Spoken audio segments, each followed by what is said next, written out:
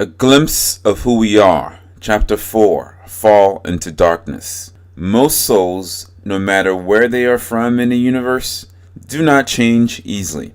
To rise, they often fall deeper into darkness. Only when the pain becomes unbearable do they rise.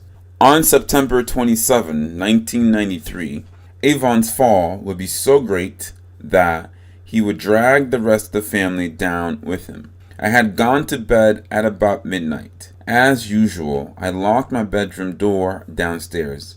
I set the house alarm before going to bed. At about 1:30 a.m., I heard a female voice screaming. Avon had returned when everyone had gone to bed. As I tried to recall the details, I am of the opinion that everything was meticulously executed. According to Misa, Avon went upstairs to tell him to take out the trash to the garage. That means that he went to their bedroom, quietly woke up Misa without disturbing Esevi, then waited for Misa to descend, and then planned the execution. Despite the loudness of the house alarm, cries could be heard from upstairs. I put on my shorts and mounted the stairs with hesitation. My heart palpitated in my chest. The climb was arduous. A feeling of intense suffering within my heart enveloped and submerged and choked me with every hesitating step. A shadow descended upon me. Fear and anguish overtook me. I walked slowly up the stairs as I had 1,000 times, rapidly. Tonight was different. A crease hollowed in my feet with every step. If that continued, I was going to have a heart attack before I reached the top of the stairs. Can't rush. My heart beat with every step.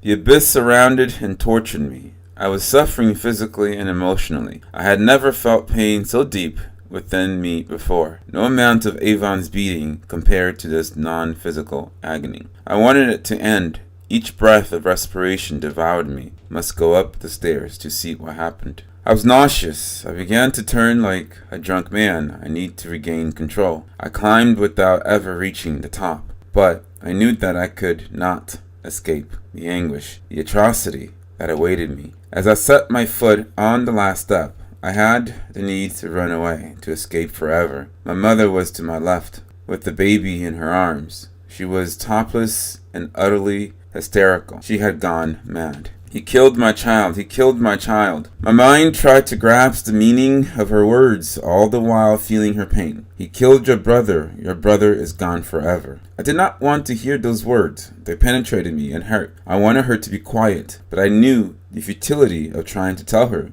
to remain calm. Besides, I was not calm inside. I turned away from her and headed toward Esevi in Misai's room. Why did he do it? My God. He could have hurt him and let him live. He could be alive now. Those were the words I heard my mother say as I entered the room. Esevi was there, lying in bed, his head in the middle of the blood. He was there, spread out, the sheet covering him up to the waist. Blood was running from his mouth to the sheet. There was an unsuspecting expression on his face, as if he did not know what was going to happen to him. Blood also dripped from the edge of the bed to the white carpet. It was as if it were a slow drip of blood from the ceiling to the floor, with each drop carefully calculated and measured. My brother was in the pool of red as if he were in a red swimming pool. I was staring at his dead body and was refusing to accept what my limited 5 senses were telling me. Everything proceeded in an unreal manner. I experienced the air around me more intensely. My mother and my newborn baby sister's hysterical crying seemed unreal. The expression of disbelief in my face was forever holding. Even the sound of my mother's cry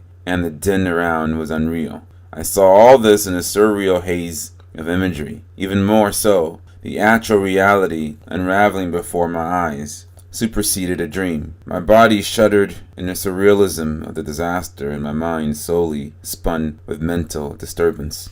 I felt emptiness, unable to reason, for my mind was in a circle of confusion as I tried to understand. Esevi is dead. My head began to hurt from the confusion. I closed my eyes hard and fast and tried to pretend that the whole thing was a dream from which I would soon awake. No, I shouted within myself. My mind was filled with an absurd refusal to accept what was.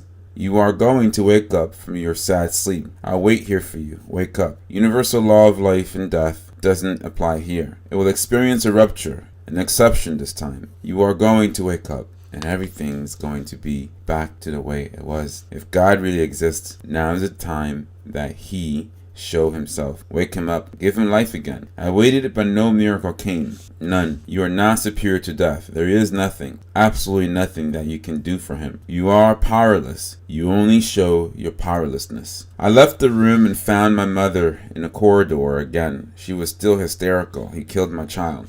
The police had arrived and were climbing up the stairs. I repeatedly told my mother to get dressed, but my words were in vain. I tried to escort her into her bedroom, but she just kept asking me why Avon killed him. One of the police officers said, "Ma'am, please get dressed." The Caucasian officers asked me to go outside. I protested. "I have to get dressed first. My room is downstairs. I need you to go outside," he insisted. I do not know why I listened to him. I think it was because he was in a position of authority. So was Avon at some point. It was cold outside. The police officers, black and white, were gay, jovial. They cracked jokes and were laughing about their lives. I observed them. I was puzzled why they would let me stand there freezing when it would have taken less than a minute to get a shirt. I looked at them. The laughter became personal to me. "This happens all the time. It's one of the family members who did it," one of the police officers said. Nearly an hour would pass before the ambulance took SAV's body away. Later during the same day, I learned that Avon had ran to the nearest gas station, which was next to 7-Eleven's convenience store. I called the police to turn himself in. I also learned that I had not heard the gun go off because he had used a silencer. The last piece of news came from my mother. After having shot SAV, Avon came to her room to stare at her and the baby. My mother reported that his stare was weird. She claimed that he killed SAV because he had promised to take something very dear from her. Personally, I think what brought death upon my brother was his defiance. After all, in my stepfather's eyes, he was the cause of their separation and finally would be the cause of their soon-to-be divorce. The ensuing day, we went to spend the evening at a friend's house. There were a lot of Togolese and African people there. Some of my friends from the high school were also there. A guy came out of nowhere to talk to me. For the life of me, I could not remember everything that transpired that day, but I knew one thing for sure. This older Togolese man, who appeared to be in his mid-50s, annoyed me very much. God knows what he had said initially, but what I do recall were his latter words. "You think you're suffering more than she is?" My eyes widened in disbelief. I had not said a single word to this guy. I was quiet, enjoying my misery when he pronounced those words. Still, I said nothing to him.